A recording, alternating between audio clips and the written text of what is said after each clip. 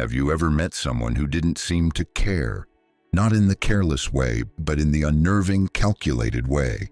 You tried to read him, but there was nothing there. No rush to explain, no hunger to impress, no visible crack to press against.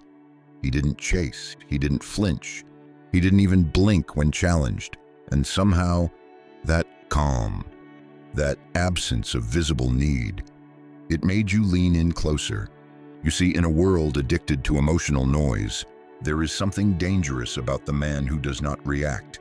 He isn't cold, he's in control. He's not detached, he's disciplined. He cares, but selectively, and that makes him unreadable, unreachable, unshakable. What you're witnessing isn't arrogance, it's nonchalance. And that, done right, is not weakness, it's warfare. Nonchalance is one of the most misunderstood traits in modern life, because we live in a world that confuses intensity with strength. A world where everyone is reacting immediately, emotionally, publicly, where every insult is answered, every feeling is spoken, every thought is broadcast before it's even finished forming. But the nonchalant man moves differently. He doesn't announce his opinions, he doesn't perform his feelings. He holds, he observes, he delays, not because he's empty, but because he knows the value of emotional privacy. This is not detachment, it's discipline, and it's unnerving to those who haven't mastered their own reactivity, because when someone says nothing, others begin to project everything. They can't tell what you think. They can't predict what you want. They can't manipulate what you won't reveal. And that makes them uncomfortable, deeply, because most people don't fear hostility. They fear uncertainty. When you don't react, when you don't explain, you become an open question. And questions that can't be answered become obsessions. That's what nonchalance creates. Not distance, not rejection, tension. And tension, when held, not broken, not filled, is where power lives. Because the one who can sit in silence, the one who can outwait the discomfort, the one who never flinches first, that man controls the rhythm of the room. But don't mistake it for apathy. He feels deeply. He just doesn't leak. He's not in the business of emotional giveaways, because he knows the more others see, the more they believe they understand. And once they believe they understand, they stop respecting what they cannot predict. So he gives them nothing, not to be cruel, but to remain sovereign. This is not about being mysterious for attention. It's about being untouchable by impulse.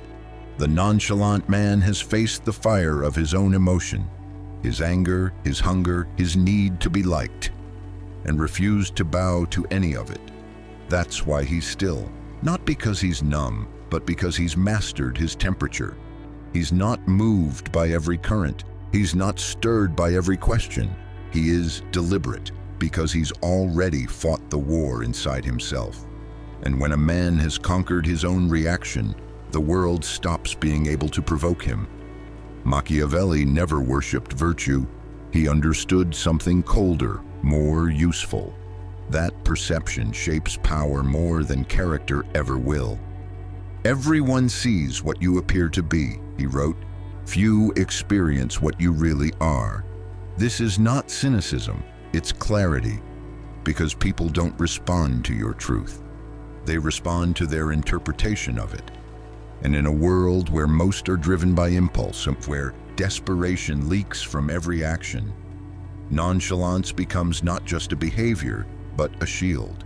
Machiavelli believed that a ruler must learn to appear composed, even when the world beneath him trembles, because once people see your desperation, they know where to press. They see your hunger, and they learn how to starve you. They see your fear, and they learn how to shake you. But when they see nothing, no urgency, no tells, no signs, they're left disarmed. They can't attack what they can't locate. They can't anticipate what they can't read. And that unreadability is power. This is the theater of control, not manipulation, not fakery, but strategic opacity. Because while others burn their energy broadcasting every mood, the nonchalant man contains his. He doesn't withhold to punish. He withholds to conserve. And conservation is strength. This is why Machiavelli never idealized transparency. He understood the necessity of masks, not as deception, but as protection. Nonchalance is a mask, yes, but it's the kind that hides depth, not emptiness. It conceals chaos to maintain command. It filters expression to maintain advantage. And this restraint isn't repression, it's war strategy.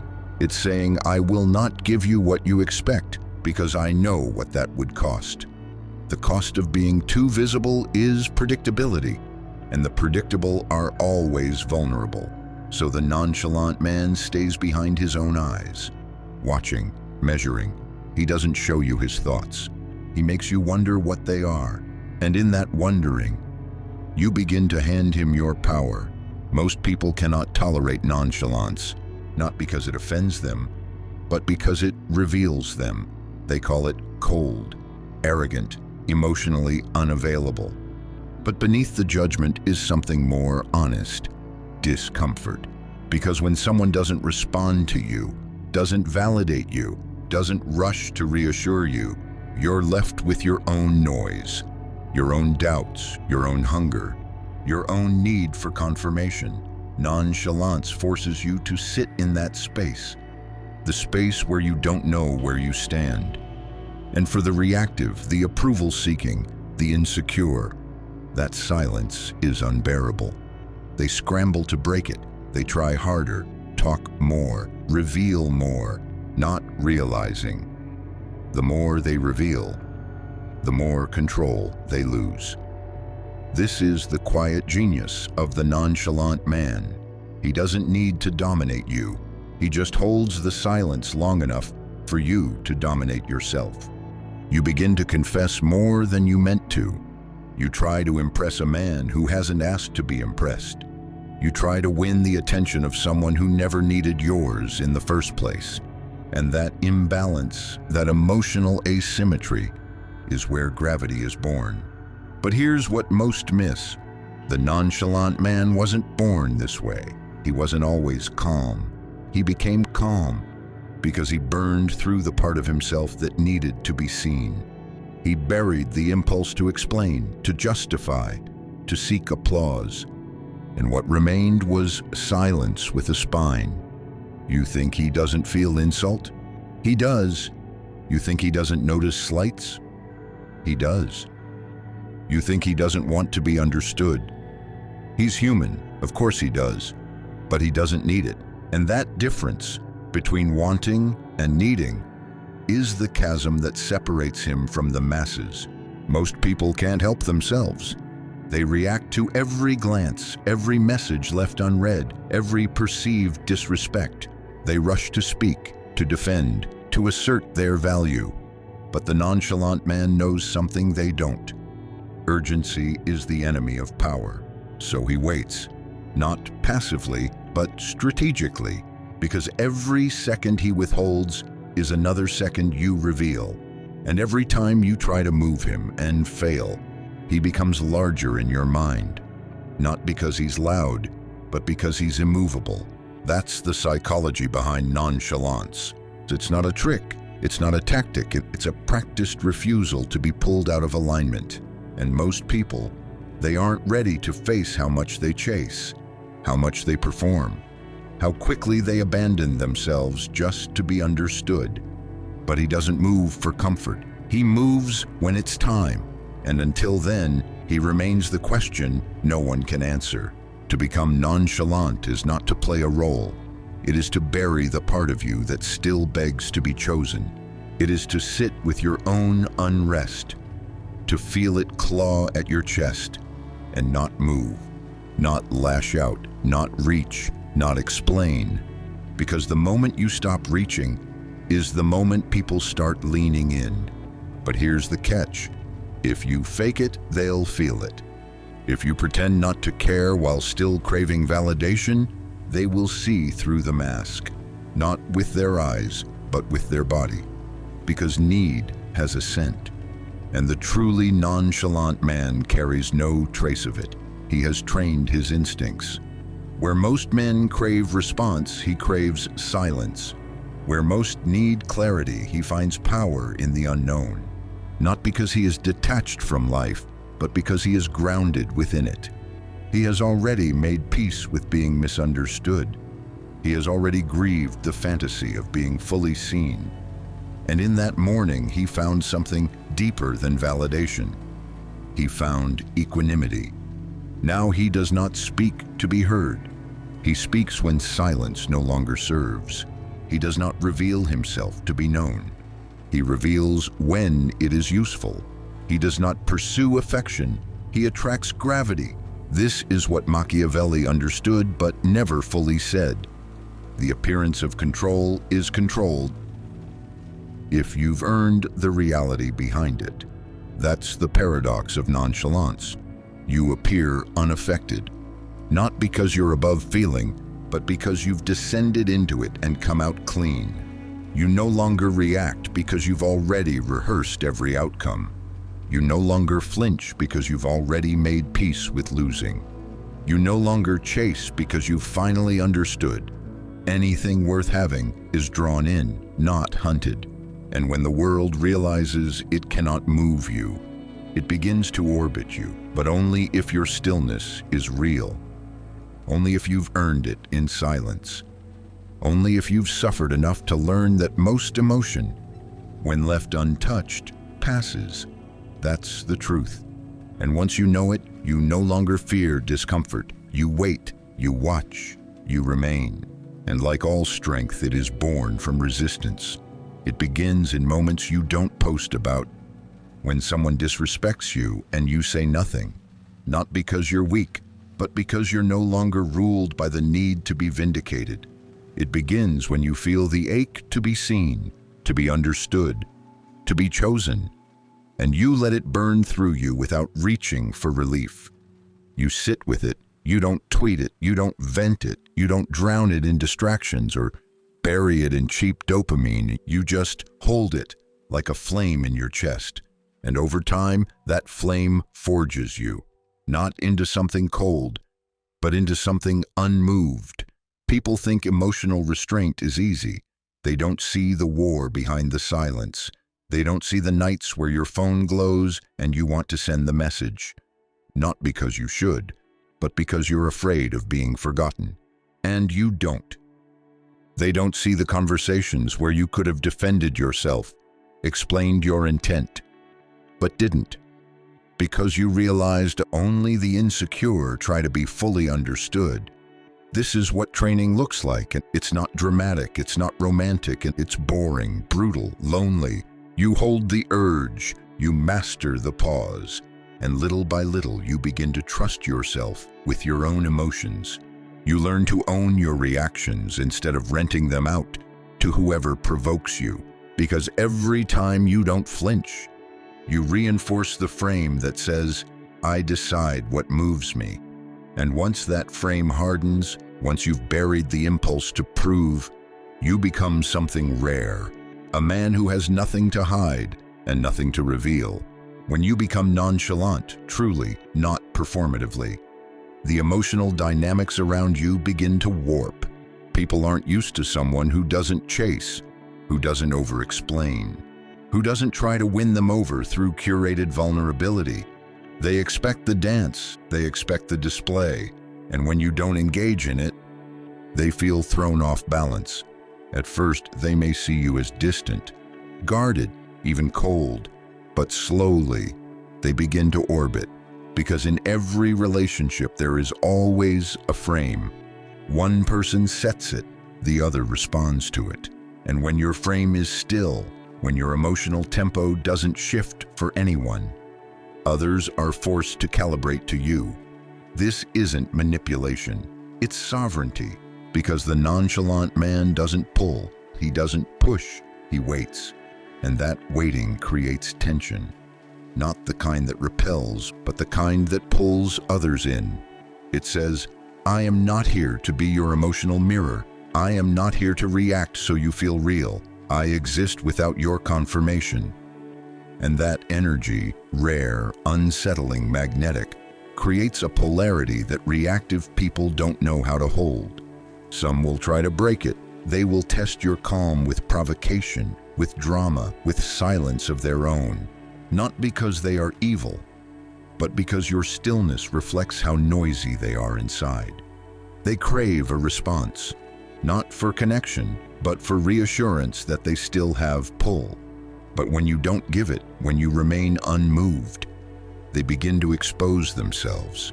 And in that exposure, the game ends. Not because you outplayed them, but because you never agreed to play. That is the polarity nonchalance creates. You are not unreachable. You are just untouchable by desperation. And desperation, no matter how it's disguised, always reveals itself in time. Nonchalance gives you that time. You don't interrupt people's illusions. You let them show themselves. And while they act, you watch. This isn't cold. This is patience with depth. This is restraint with teeth, because you are no longer seduced by the need to be loved in every moment. You understand that distance creates perspective, and those who are meant for you won't be repelled by your stillness. They'll be anchored by it. People admire the calm. They respect the stillness. They're drawn to the mystery, but they don't see the toll. They don't see what it takes to be the one who never flinches first, to be the one who stays composed while being misunderstood, to walk away from situations you could fix, could explain, could win, but don't. Because you've learned that some battles are just bait, that some clarity costs too much, that some attention is a poison wrapped in praise. This is the weight of nonchalance. You carry your dignity quietly, but it gets heavy. You say less, and often that silence is lonely. Because most connection in this world is built on shared reactivity, a back and forth of unfiltered emotion, the trading of overexposure disguised as intimacy. But when you no longer participate in that, you lose certain kinds of closeness. People assume you're guarded. They call you hard to read, emotionally unavailable, distant, and you are to them, because they haven't yet understood that you aren't withholding.